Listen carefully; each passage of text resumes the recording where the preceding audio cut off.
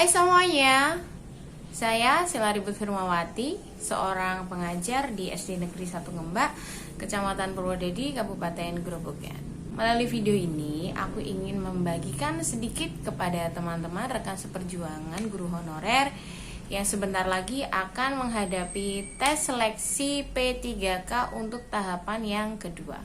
Semoga apa yang akan saya sampaikan ini bisa bermanfaat untuk teman-teman semua dan berhasil meraih mimpi yang selama ini kalian idam-idamkan banget.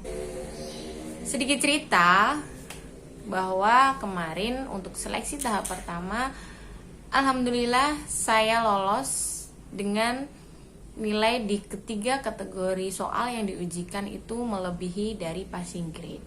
Dan kalian bisa lihat ini adalah nilai-nilai saya.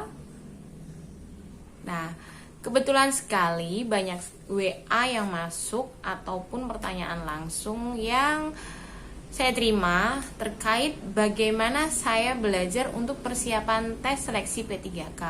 Ada yang menanyakan bank soal yang saya miliki, kemudian gimana strategi mengatur waktunya untuk ya seorang ibu rumah tangga juga, kebetulan punya anak kecil, jadi bagaimana untuk manajemen waktunya. Nah, sedikit saya akan membahas melalui video ini. Saya akan membahas tentang yang paling utama dulu deh, materi. Kebetulan saya sebelum tes P3K lolos dalam seleksi PPG dan setelah tes UP saya mempersiapkan untuk tes P3K. Jadi kalau saya membandingkan antara tes UP dengan tes P3K itu sebenarnya lebih sulit dari tes UP ketimbangkan dari tes P3K kemarin. Tapi saya meyakini bahwa apa yang saya dapatkan ini juga rezeki dari Tuhan. Makanya ketika ditanya materi apa yang kamu pelajari, jujur saya hanya mempelajari materi dari perkuliahan PPG tentang teori belajar, strategi belajar, dan lain-lainnya. Nah, selebihnya saya tidak punya bank soal apapun tentang soal-soal P3K. Jadi kalau pada minta filenya dong Bu, di-share ke saya. Bukannya saya pelit, tetapi memang saya tidak punya. Saya itu nggak punya file dari soal-soal tes P3K. Nah, metode belajar yang saya gunakan itu karena saya adalah tipe belajarnya itu yang harus melihat, mendengar, dan juga menulis. Jadi bisa dikatakan kombinasi ya. Jadi saya mengandalkan soal-soal yang ada di channel YouTube. Nah, dulu ketika tes CPNS, saya juga belajarnya dari YouTube. Dan rekomendasi channel yang saya pelajari juga sudah saya tulis di blog. Kalian bisa mengunjungi ini. Nah, untuk yang P3K itu model belajar saya juga tidak jauh berbeda dari persiapan CPNS, yaitu ini adalah buku saya. Nih, dan di dalam buku ini kalian lihat sendiri.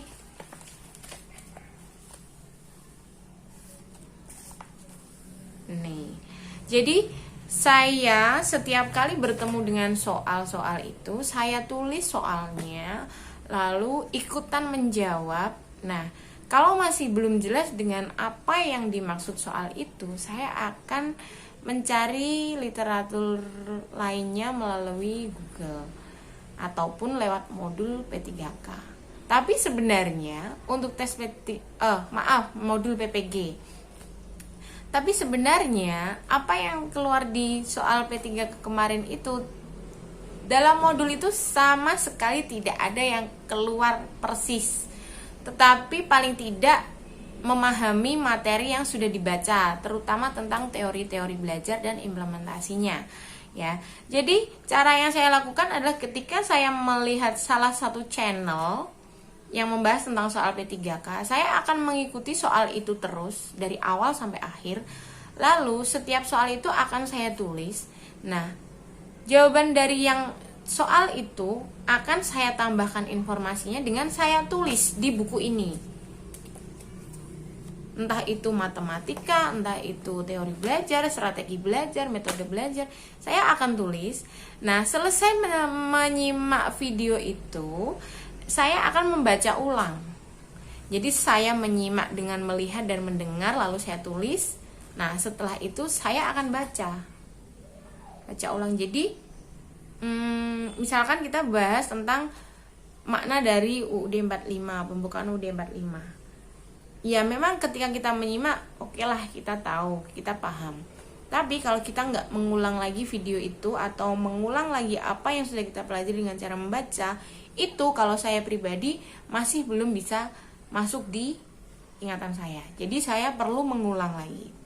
Kemudian bagaimana cara membagi waktunya? Karena saya juga memiliki bayi yang masih di bawah 1 tahun, juga dalam suasana kondisi hati yang masih belum stabil karena ibu saya sudah berpulang bulan Juli kemarin, masih harus ngurusin rumah, ngurusin suami, perhatian ke bapak. Jadi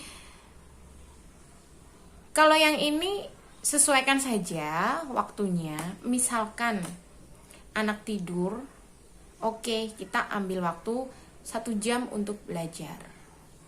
Atau selesai mengerjakan pekerjaan rumah yang bisa kita kerjakan, ya kita ambil waktu lah 1 jam ataupun setengah jam lah paling tidak untuk belajar. Nah, di sini saya memang menggunakan strategi, kalau ada pekerjaan rumah yang bisa saya selesaikan sendiri, akan saya selesaikan sendiri. Kalaupun tidak, saya akan mendelegasikan ke orang lain. Misalkan untuk cucian bisalah ke laundry gitu kan, ataupun pengen mencuci sendiri, oke lah, mesin cuci nyala, kita sambil belajar, seperti itu. Pokoknya bagaimana pintar-pintarnya kita memanfaatkan waktu untuk menambah bekal kita sebelum tes P3K. Mungkin kesannya memang kita nggak ada istirahatnya. Iya, memang saya mengakui sendiri, saya itu lelah fisik, lelah pikiran demi PPG lulus, P3K pun lulus. Sampai kadang ini agak cerita sedikit ya, saya pun juga tidak memasak, jadi hanya masak nasi, nanti beli sayur. Pokoknya untuk hal-hal domestik seperti itu bisalah kalian diskusikan sama pasangan. Jadi enaknya gimana, karena saya dan pasangan saya juga sama-sama berjuang untuk P3K ini. Jadi untuk pengasuhan anak, saya percayakan ke ibu yang saya percaya untuk mengasuh anak saya. Jadi oke lah, dari jam 7 sampai jam 3 pisah dulu sama anak.